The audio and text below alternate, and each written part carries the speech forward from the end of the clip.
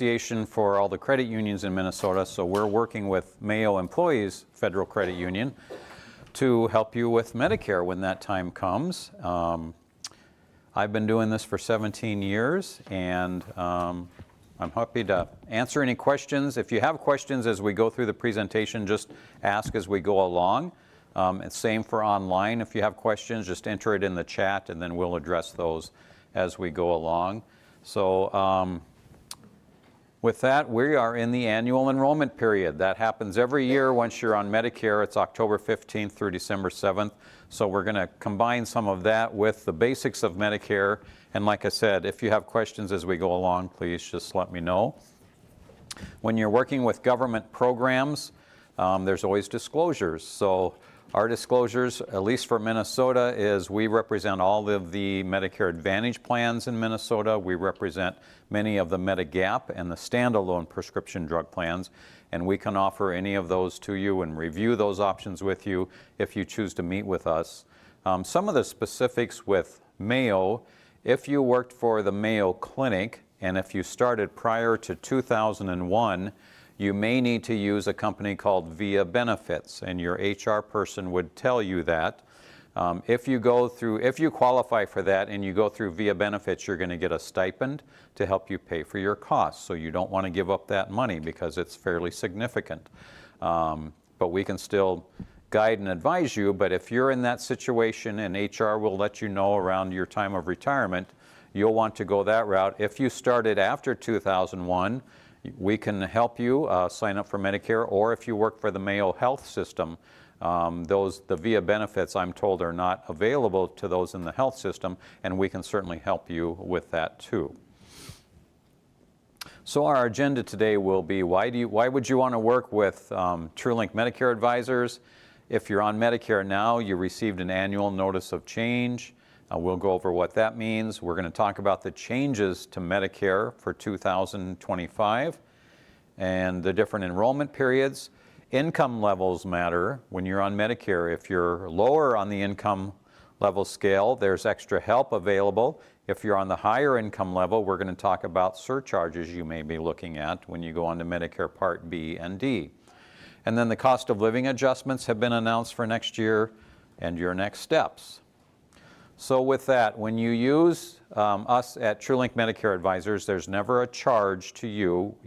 There's no cost. You'll never get a bill from us. But we're here to help offer advice and guidance. And if you do need our help, we can help you get signed up for Medicare A and B if you need help with that, and also for a Medicare plan once you're ready to retire and leave your employer coverage. We're going to go over the whys and hows and all of that. Medicare is not a one-size-that-fits-all. So there's, like I said, there's Medicare Advantage plans. Some people love Medicare Advantage plans, some people don't. So there's those and Medigap plans, and we're going to go over the differences of that. And then we're available throughout the year if we are your agent to help you. Maybe you have an issue with the insurance company saying, well, we don't pay for that, or you're having any type of issues. We're here to help you with that and be an advocate for you. And then every year, once you're our client, because prescription drug plans can change from year to year, and they're changing significantly for next year, we like to review our clients' prescription drugs every year to make sure the plan you're on this year is still going to be the right option for you for next year.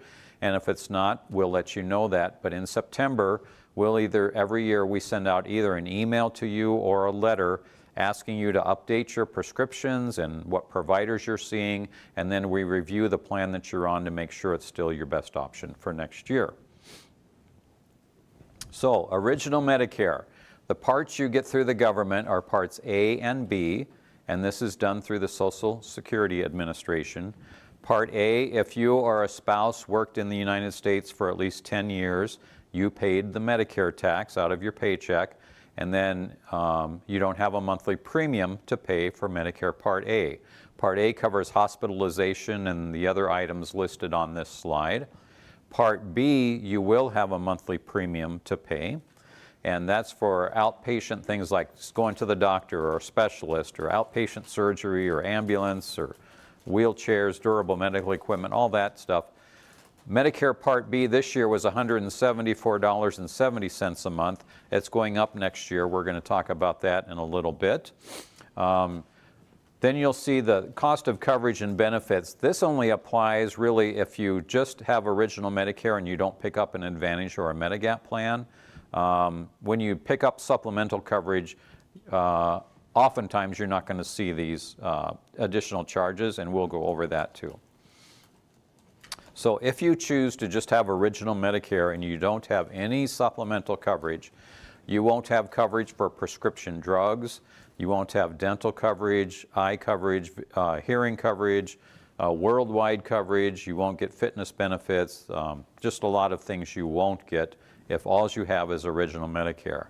So that's why we talk about the supplemental plans that give you the extra coverages, reduce your costs from just having original Medicare. You do need Medicare Part A and B if you're going to go on to a Medicare supplemental plan. So your private health insurance options, as I said, there's different types of plans. There's what's called Supplement or Medigap plans. There's Medicare Advantage plans, which are also called Part C. And then there are standalone prescription drug plans called Part D. If you went with a Medigap plan, you would want to sign up for a standalone prescription drug plans. I'm going to go over each of these. So in Minnesota, we call our Medigap plans a little differently than the rest of the country does for some reason. I don't know why. But in most states are going to be called Plan F, Plan G, Plan N, L, K, whatever they may be. In Minnesota, we call them basic plans, extended basics. We have a copay plan that's available, similar to what a Plan N would be. And then we also have a high deductible plan that would be similar to a high deductible Plan F. Some carriers offer all of these, some only offer a few of these. With Medigap plans, you don't have a network. So any provider that takes Medicare, you're going to be able to use your Medigap plan to go see them. It's going to travel with you. If you can use it across the country, or if you move, whatever state or county you live in, if you moved and you had a Medigap plan, you're going to be able to keep that plan. The downside to that in Minnesota is we have some of the most expensive Medigap plans in the country.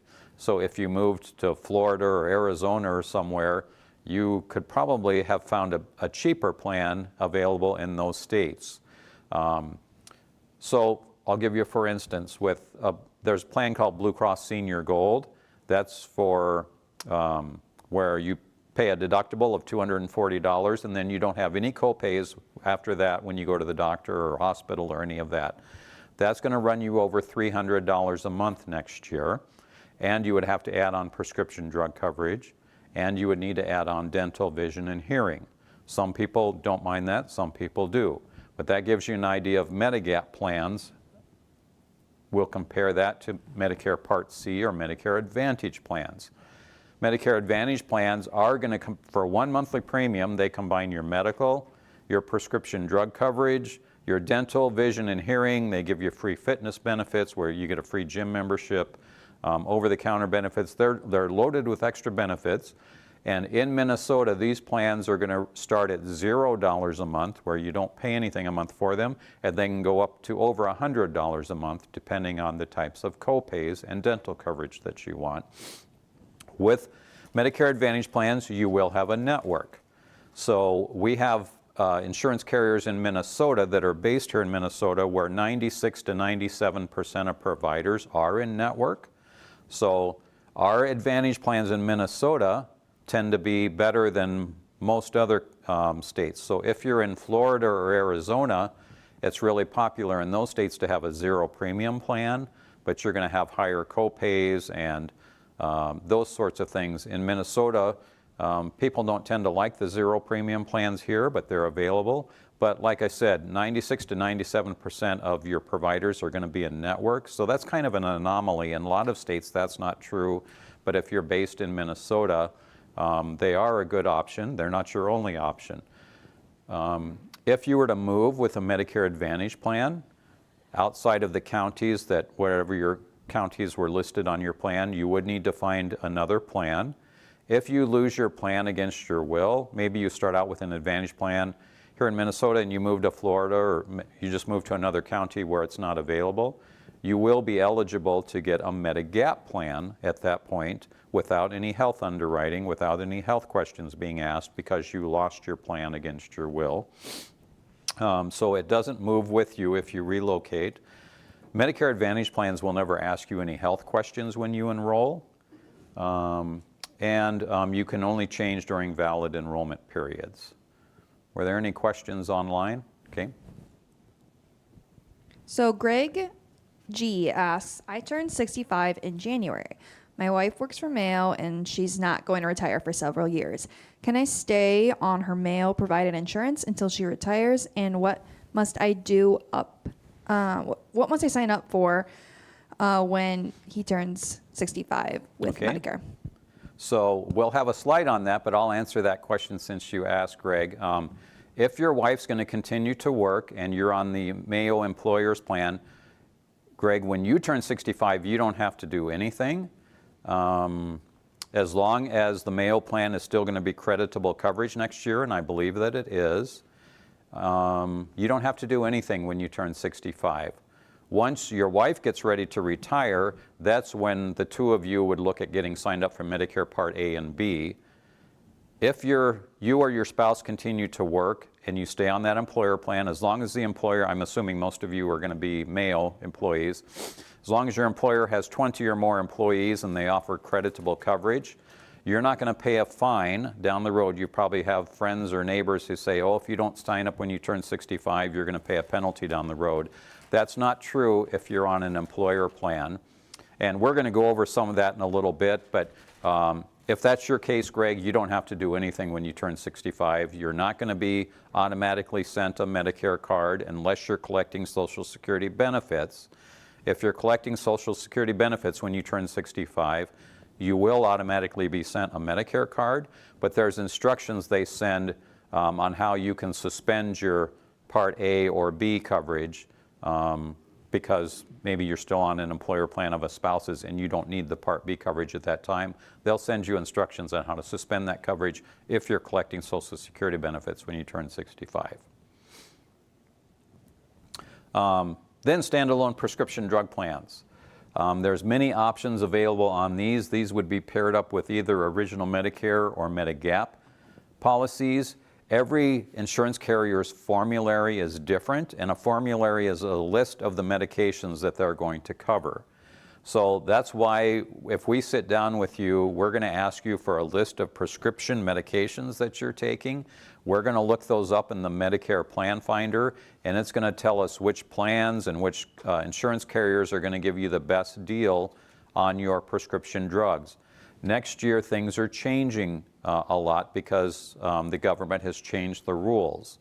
So there's been something called the donut hole, if you've heard of that. It's the coverage gap or the donut hole. This is the last year we're going to have the donut hole with Medicare. That's going away. That's a good thing, because for the folks who fell into the donut hole during the course of the year, that happened once your price of prescriptions that you and the insurance company paid reached over $5,000. You fell into the coverage gap, and then you were going to pay 25% of the cost of your prescriptions. That's going away next year. They're replacing it with a cap on your prescriptions. Well, I'll talk about that in a little bit. I'm getting ahead of myself. But they're putting a cap on your prescriptions for the cost of $2,000. That's not a true $2,000 you're going to reach. It's a national average. It includes your deductible if your plan has a deductible. But the insurance carrier is going to let you know if you're going to hit that, and they're going to, once you do, if you're in that situation, then the insurance carrier is going to be required to pay 100% of the cost of your medications once you reach that cap. So that's a good thing for folks because it's going to minimize your cost of prescription drugs. But on your prescription drug plan, there's different tiers. Every plan is going to have tiers. So tiers 1 and 2 are typically going to be your generic medications. Tiers 3 and 4 are going to be brand name. Tier 5 would be if you're taking a specialty medication. And some plans offer a Tier 6, which are going to be the lowest cost prescription drugs available. But when we look up your prescriptions, it's going to tell us what tiers you fall into. For a lot of the plans for next year, if you're in a Tier 1 generic maintenance type medications, you probably won't pay anything for them when you go to the pharmacy.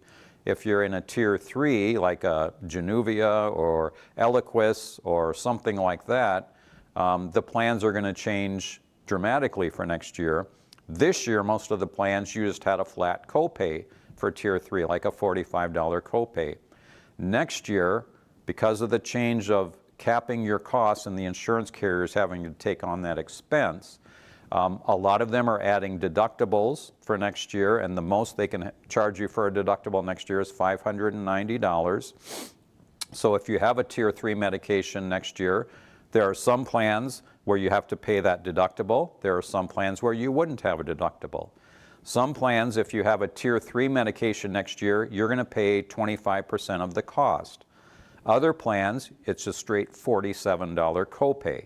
So that's the importance of having someone review your medications when you're choosing a plan, because if you pay 25% of the cost of a Tier 3, most of those medications run anywhere from $600 to $1,000. If you're going to pay 25% of that, you're going to hit that $2,000 cap much quicker than you would if you had a straight $47 copay. So those are the types of things you want to have reviewed when you're deciding on what plan, especially for your medications. Any questions on that? And is it true that you should to be careful to select certain pharmacies and do the mail out because you'll get them cheaper? Well, that's a good question. Yeah, typically if you use the mail order service from that insurance carrier, your costs will be a little less. Some people like that, some people don't, but that's an option you have. And then yes, when we review your medications, we're going to let you know if your pharmacy that you tell us you like to go to, whether they're a preferred pharmacy or a standard pharmacy. Because if they're a preferred pharmacy, your costs are going to be less. And oftentimes people are open to changing their pharmacy, some people aren't, but we can let you know that when we meet with you, which pharmacies are going to be preferred, which ones are not going to be preferred. So, good question. So the annual notice of changes. Once you're on Medicare, every year you're going to receive something in the mail by the end of September letting you know what changes are happening to your insurance plan. So this is going to be for Medicare Advantage plans and standalone prescription drug plans. They'll let you know if your prescription drugs or your premiums going up or down or staying the same. They're going to let you know if they're dropping certain medications from the list that they covered this year, or if they're adding any copay changes. All of that, it comes in this book. A lot of people don't bother to read their annual notice of changes, but we have to get trained on this every year. So if you don't want to bother going through all that, once you're on Medicare, you can either call us, or if you go through via benefits, you can call them. But we can let you know of the changes for the next year and then advise you, should you stay with the plan you have or should you look at other options. And that happens every year from October 15th through December 7th. So we're in that period right now. Once you're on a Medicare plan, every year during this time you have the option to look at other options for yourself. So changes for 2025. I talked about this earlier, but the donut hole is going away. It will no longer be in effect. Your medication costs will be capped at $2,000. And like I said, for most people, that's not going to be a true $2,000 out of your pocket, because they base it, the government, they have complicated formulas, but it's going to be a national average, so it's probably going to be a little less than that for you. But if you're in that situation, it's good to know that that's the most you're going to be paying for your medications starting next year. And then we talked about formularies. So the formularies are changing a lot for next year.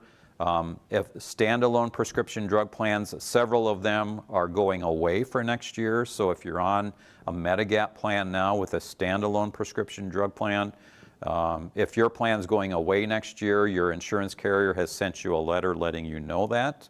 And a lot of the companies are condensing, like Blue Cross in Minnesota. They had 3 standalone prescription drug plans. They're condensing down to 2, and the prices are going up. With Medicare Advantage plans, the prices on plans have stayed pretty stable for next year. If you're in that situation where you're going to have to pay out $2,000 for your medications, for some people that could happen within the first 2 to 3 months of 2025. And if you're on a fixed income at that point, that could be a tough thing to swallow. So the government's requiring every insurance carrier to offer you what's called the MP3, or the Medicare Prescription Payment Program.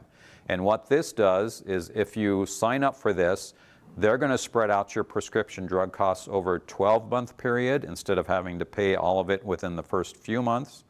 And when you sign up for it, you're going to pay your insurance company for your prescription copays. So if you're on the MP3 program starting next year, when you go to the pharmacy, you won't pay the pharmacy anything for your medications. You'll be paying the insurance carrier for your medications, and it'll be a monthly payment that you've agreed to with the insurance company to spread those costs out over 12 months. Any questions on that? Okay. Then the enrollment periods. We talked a little bit about the annual enrollment period. This is every year once you're on a Medicare plan. From October 15th through December 7th, you're able to review, look at other options, and switch to another option if it makes sense for you. And then it goes into effect January 1 of the following year. There also is what's called a Medicare Advantage open enrollment period. Medicare started this a few years back, and if you're on a Medicare Advantage plan, and for whatever reason, when January rolls around and maybe you didn't have somebody review your plan, you thought it was good for me this year, I'm sure it's going to be good next year. Let's say in January you go to the pharmacy and you find out that they're not covering a medication that they covered this year, or the cost of that medication skyrocketed because of the changes in the Part D rules. You have one more opportunity to move from one Medicare Advantage plan to a different one that is going to work better for you, and that runs from January 1 through March 31st. And anytime during that period, if you want to switch your Medicare Advantage plan, you can do that. Whatever month you choose to do it in during that time frame, it will go into effect the first day of the following month. Any questions on that? Yes. Yes. Okay, rumor. If you have a Medicare Supplement Mm-hmm. and you want to go to a Medicare Advantage plan, or vice versa, isn't there you can't go back on one of them?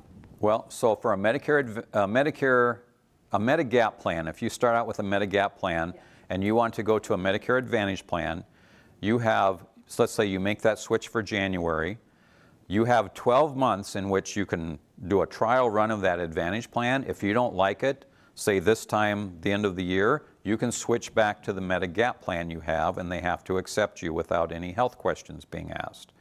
If you waited longer than that, typically you would be asked health questions, and if you answered yes to any of the health questions, you're going to be denied. However, in Minnesota, our legislature a year or two ago created an annual enrollment period for Medigap plans. A few other states are doing that. Minnesota decided to do that. So in October of 2026, if you chose to go with a Medicare Advantage plan, October of 2026 is going to be October 15th through December 7th. There's also going to be a Medigap enrollment period where if you want to move into a Medigap plan from an Advantage plan, you're going to be able to do that in that time frame without any health questions being asked. You won't be denied coverage. So you're going to be able to do that in Minnesota. Not a lot of states are doing that. I think Maine and Massachusetts, there's a few that are. Minnesota decided to do that. So it's nice for those who, let's say you're in really good health and you just don't want to pay that amount of money for a Medigap plan, but you think, well, maybe I'm going to need it when I get older. I don't want to risk it. You're not going to have to worry about that in Minnesota starting in the fall of 2026. You're going to be able to get into one if you want one. So no underwriting? No underwriting during that time frame, yes. Yes, sir. Is that a one-time, or is that every year? Well, it's every year as long as the legislature doesn't mess it. You know, it's anything can change, yeah. But right now, it's every year ongoing, yeah. So. And typically, based on what you just said, Medigap plan would be something that you would want if you had a lot of health situations And a Medicare Advantage plan is one, if you're not having a lot of health situations, might be the way to go. Yes. So I can give you an example. I met with a lady this morning. She has a Medigap plan. She's in her 80s. And you know, her friends were telling her about Advantage plans. Well, I talked her through what medical issues did you have this year? She gets infusions every 6 weeks, I think it is. With a Medicare Advantage plan, you're going to pay 20% of the cost of those infusions. With her Medigap plan, they cover them at 100% because she's been on it, you know, for several years, and she doesn't have a deductible or any of that. So we did the math and all of that, and I said, you might save $200 or $300 going on an Advantage plan. I think in your situation, you probably want to keep your Medigap plan because you're used to not paying co-pays, and you have a lot of health needs. And so that was just my advice to her. She can do whatever she wants, but in that situation, maybe you do want to keep your Medigap plan. But for those who aren't having a lot of issues, Medicare Advantage plans tend to be more economical. And then we have what's called the initial coverage enrollment period. This is a 7-month window based around your 65th birth date. It starts 3 months prior to the month you turn 65, the month of, and then 3 months following the month you turn 65. This is the time, if you're not on an employer plan, if you're retired, you're self-employed, that you have to sign up for Medicare Part A and B and some sort of supplemental coverage. Again, if you or your spouse is still working and you're on an employer plan where the employer has 20 or more employees and it's creditable coverage, you don't have to do anything during this time frame. You can wait until you or your spouse retires, you leave that employer plan, and then you sign up for Medicare Part A and B without any penalty. That would be what's called the special election period or special enrollment period. That's what you get once you're ready to retire. Anytime during the year, you have the right, if you want to leave your employer plan, you have the right to do that. And because you're eligible to go on to Medicare, you would want to start that process 2 to 3 months before you're ready to retire. We can help you, or you can sign up for Medicare Part A and B. How you do that is you can go online to ssa.gov, and there's an icon on there, sign up for Medicare. That's how you sign up for your Social Security benefits, all of that. That's available to you. We can assist you with that if you need help, or you can go to your local Social Security office and they can help you with that too. But that's what the election period would be if you wait beyond the age of 65 to sign up for Medicare.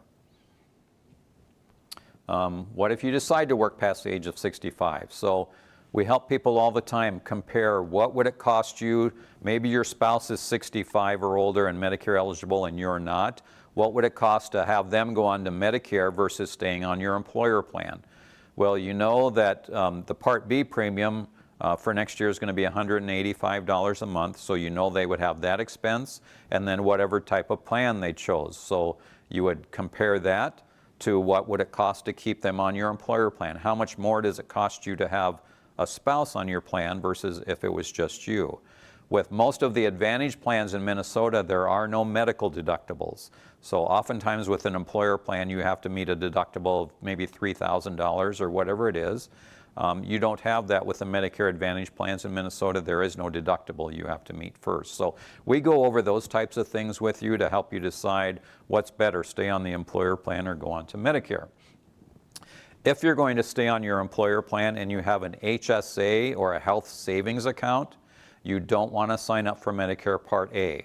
Once you're on Medicare Part A, you can no longer contribute to an HSA account. So if you're someone who's contributing money to an HSA account and you're 65 or older, do not sign up for Medicare Part A because you would no longer be able to contribute to that. Yes? Can your spouse contribute if she's still working under age 65? It depends on whose name that HSA account is in. Yeah, then she can, as long as she's not Medicare eligible, yes, she can contribute. Mm-hmm. And then, like I said, once you're ready to retire, you're going to want to stop contributing to your HSA account about 6 months before you sign up for Part A. This doesn't always work out. The IRS could fine you. It's not a huge fine on that, but they tax you on what you contributed. But typically you'd want to stop contributing to your HSA account 6 months before you go on to Medicare Part A. Like I said, you can apply for Medicare A and B online, or you can go to the Social Security office to do it. And if you delay your Medicare Part B enrollment past the age of 65, there's a form your employer would need to fill out, and it looks like this. It's called the Request for Employment Information. They fill out Section B, you fill out Section A, and then when you apply for Part B, if you apply online, you upload this form that's completed out. If you apply online, if you go to the Social Security office, you take it with you, and this is what keeps you from paying a penalty on Part B because you didn't sign up at age 65. So as long as you have this form filled out and the employer verifies that they offered you creditable coverage beyond the age of 65, you won't have a penalty to pay for Medicare Part B. I know Mayo has these forms, but if you don't work for Mayo and your employer needs the form, we can certainly email it to you. But again, it would be for employers that have 20 or more employees and offer creditable coverage. And then income. So once people are retired, oftentimes you're going to be on a fixed income. So this is a chart, family size, and the percentages are the percentage of the federal poverty guidelines. So whether it's you or someone you know their finances are really tight once they're retired, this gives you an estimation, or exact really, of if your income is 100%, if you're a family of one and your income's under $15,000 a year, you should be applying for extra help because it'll help you pay for the cost of your monthly premium, of your prescription drugs. Depending on what level you're at, it'll even pay your Part B premium for you, depending on what your income is. So you can do this, you can apply either by contacting Social Security or contacting your county Department of Human Services. If you've ever tried calling Social Security, you know you'll be on hold for quite a while. But working with your county Department of Human Services, they tend to help you fill out paperwork, and they can help you see if you or someone you know would qualify for the extra help. The other end of that is if you're higher income. And they just announced earlier this week, these thresholds go up a little bit. So next year, in 2023, or excuse me, they look back 2 years. So they work with, they being Social Security, works with the IRS, and they're going to look at your tax returns from 2 years ago.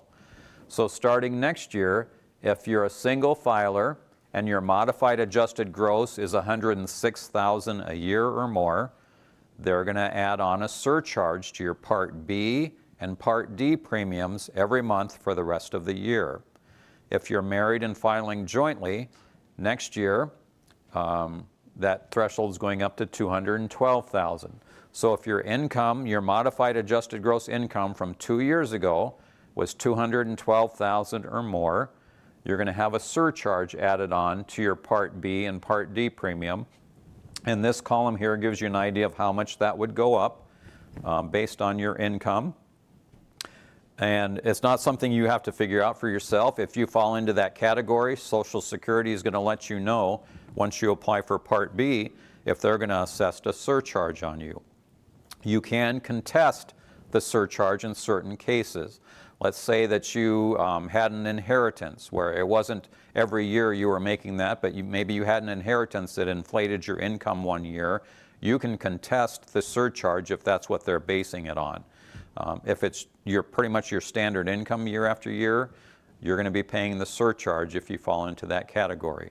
And then every year, they're going to reevaluate that, and if there comes a point where your income drops below whatever the threshold is, you won't be paying that surcharge anymore. So it's not a lifetime surcharge, but it is every month for that year that they determine that was your income. Yes? I see we have this Part D plan on that premium. So I thought Medicare was A and B, Uh-huh. and then you do your own Part D. You do. But okay, here they get these little, or is this just a surcharge? I don't know. So these are the surcharges. So if your income fell into whatever level it is, whatever Part D plan you sign up for, whether it's an Advantage plan or a standalone, they're going to add on these amounts to that because you're high income. What if you file like you're married and filed jointly? Yeah. So that's going to be this column here, and then you'll see those are the income levels, and if you fall into one of those categories, this is how much, instead of paying $185, you're going to fall into one of these and then one of these. So it's not just married, filed separately. Or Yeah, married or, yes, yeah. Okay. And then cost of living. So a few weeks ago, if you're collecting Social Security benefits, they announced that your increase next year is going to be a 2.5% increase. And we've listed here what the increases have been over the last few years. You can see in 2022 and 2023 were the larger increases. And then the same for Medicare Part B. They just announced that that increase is going to be $185. It went up from $174.70. It's going up to $185. So that's a 5% increase in your Part B premium. And once you go on to Medicare, if you need supplemental coverage, everybody needs to sign up for Part A and Part B. But that's what it'll be for next year. And then at the bottom, we show what it's been in previous years. I think when I started in this selling Medicare 17 years ago, I think the Part B premium was like $57. So it's really gone up over the years. Okay, so considerations for next year. If you're on a Medicare plan now, just because it worked this year well for you doesn't necessarily mean it's going to be the right option for you next year. You need to ask yourself some questions. Or if you're going to be going on to Medicare next year, what am I looking at health-wise to have coverage for next year? Have I been diagnosed with a new condition? Am I going to need to see a specialist that I haven't been seeing? Am I going to need a knee or a hip replacement? I want to find a plan that's going to give me good coverage for that. Do I want the extra coverage of hearing, dental, and vision, or do I want to pay separately for those types of plans? Does the plan that you currently have, is it going to cover your medications for next year? Again, if you meet with us or if you meet with Via Benefits, hopefully they will, you need to have your prescription drugs reviewed to make sure that whatever plan you choose for 2025 is going to cover those prescriptions. Every insurance carrier, Medicare requires every Part D company to cover every category of medications. Some will only cover the generics, some will cover generics and brand names. So those are the types of things that we will look at for you. And a lot of the Part D plans, they're dropping medications for next year that they covered this year. So there's a lot of changes for that. So if you're on Medicare now, you certainly want to make sure that you have that reviewed for yourself for next year. And then we talked about the preferred pharmacy. So that was a good question you had earlier. Most of the plans, you're going to have preferred pharmacies. You're going to have standard pharmacies. You probably want to go with a plan where your pharmacy is going to be a preferred because your costs will be less. And then we will also, yes? So when you stated you had the October till December, and then you stated that Advantage is January till March. So at what time Okay. are we considering? Is this? So most people, if they want to switch their Advantage plan or a standalone plan, that's going to be October 15th through December 7th. But Medicare, 5 or 6 years ago, they added that second option to where, let's say you didn't make a change between October 15th and December 7th, but when January comes along, you realized, oh, I probably should have looked at my options. You have one more opportunity if you have a Medicare Advantage plan from January 1 through March 31st to switch if that plan's not going to work well for you for that year. To switch only between Advantage plans? Yes, or you can go back to original Medicare and just get a standalone plan, but you probably wouldn't want to do that, but that's an option too. Yes. This person asks, does the preferred pharmacy include specialty pharmacies? Well, when we look it up on the Medicare website, it's going to show us, it's going to list out all the pharmacies in your zip code that we enter. And if that specialty pharmacy is on the list, then we check the box if that's the one you want to use. And when we do that, when we bring up your options on Part D plans, it's going to tell us with that plan whether that specialty pharmacy is preferred or not preferred. So it varies from one insurance carrier to the next. So I couldn't say if every insurance carrier that they would be a preferred, but that's why we look it up on the Medicare Plan Finder. That's where it's going to tell us if it's preferred or not.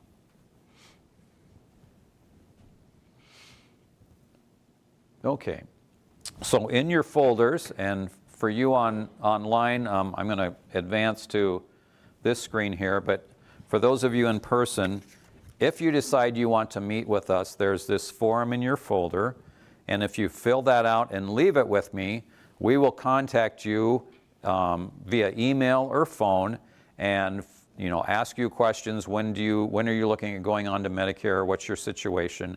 And then we can set up a face-to-face appointment here at the Mayo Employees Credit Union to go over your options with you.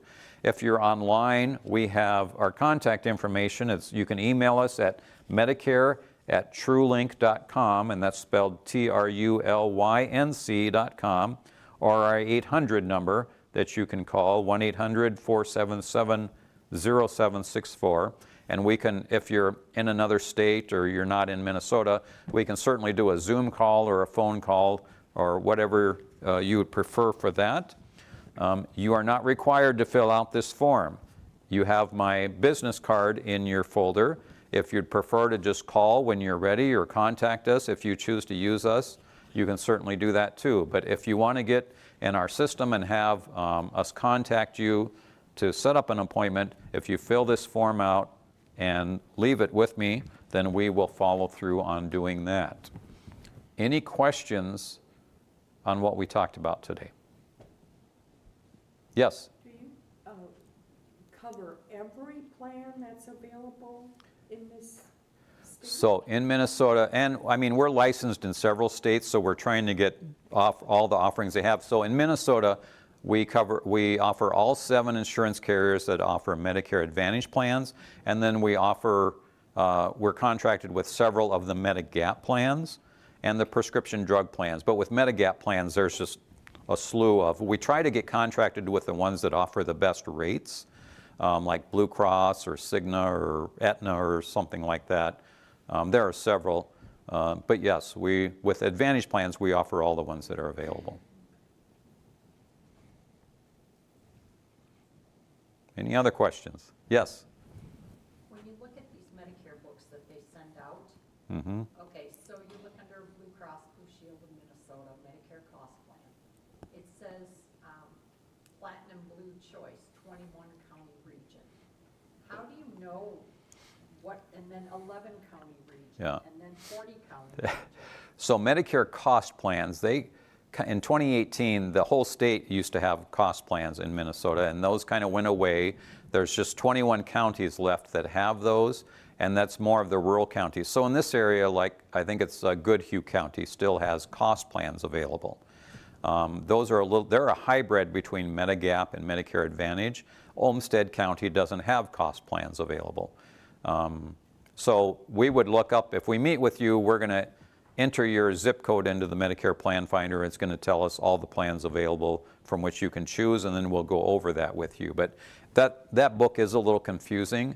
But yeah, cost plans aren't available nationwide. There's only certain states that have them, and within those states, there's only certain counties that have them.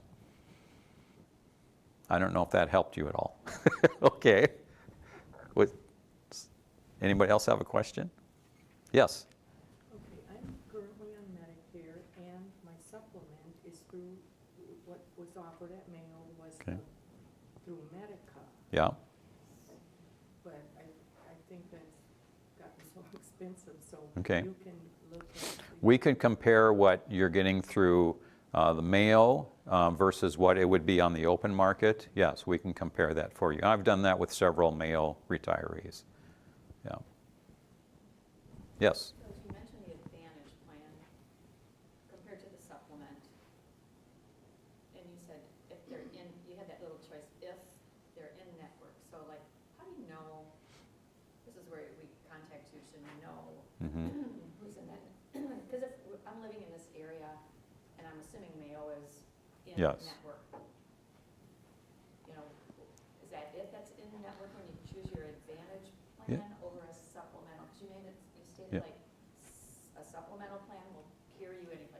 Yes. So Advantage plans, if you, and I didn't mention this, there's a couple different types of Advantage plans. There's HMO plans and there's PPO plans. I tend to keep my clients away from HMO plans because you're far more restricted on where you can go. They don't travel real well if you're spending your winters down south or whatever. The PPO plans, at least the Medicare Advantage plans in Minnesota, all the PPO plans give you national coverage. So if you're traveling, for the most part, it's anybody that takes Medicare, you'll be able to use it, but it can vary a little bit from carrier to carrier. But in Olmsted County, in fact, earlier this year, Mayo came out and announced which Medicare Advantage plans they accept. So there's only certain ones that they would accept. There's others that they don't accept. So we would go over that with you to let you know if you want an Advantage plan and you live in Olmsted County, these are the plans you want to look at. Yeah. Does that change a lot? When you said Mayo only accepts certain ones, does that change? It hasn't changed a lot. Mayo kind of locks down who they have agreements with. There's other companies that want to get in the Mayo Network and they just have not been successful. I think Mayo wants to limit that when it comes to the Medicare, but like Blue Cross of Minnesota, Medica, Humana, which stay away from Humana, but they're in the network, United Healthcare, those are going to be the ones in network with the Mayo for Advantage plans. Health Partners is not, Allina Health, Aetna is not, UCare is, UCare would be an option, so, yeah. This person asks, to use TrueLink services, do you need to be a Mayo employee or retiree or just a member of the credit union? Because there's some people here that volunteered at Mayo or their family worked at Mayo and that's how they get hooked up here. We will help anybody who needs help with Medicare. It doesn't matter if you're a credit union member or a Mayo retiree. If you need help with Medicare, we'll help you. And it's always at no cost to you. Yes? But then you also stated that if you worked at Mayo before 2001, you should go through via benefits. So that's where, do we sign up to be with you or do we just connect with our via Well, you'd probably, if via benefits is available to you, you're going to want to go through them for advice. For some folks who are on a Mayo retiree plan, we can work with you on that. Well, you probably didn't have via benefits. It depends on the contract you were under and all of that. But if you have via benefits as an option, you'll want to go through them because I think you get like $1,800 a year per person to help pay for plans. So, yes. So if I would choose to get off the Medica supplement, you can never go back. Right? You cannot, if you leave your employer retiree plan, you can't go back, but that's where you have to ask yourself, do I want to go back? Has it been, but no, you wouldn't be able to.